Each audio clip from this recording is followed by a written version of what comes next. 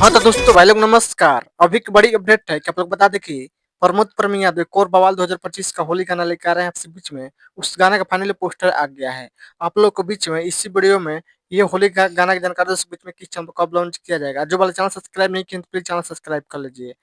हाँ तो पहले बता दें प्रमोद प्रेमी देखो होली गाना का टाइटल है देवरा डालिए के माने। देवरा डालिए के माने इस सॉन्ग को गाए हैं यानी कि सिंगल प्रमोद प्रेमी यादव। यो गाना भोजपुरी फैंस खूब दूर में बवाल होली गाना होने वाला है देवरा डालिए के मानी।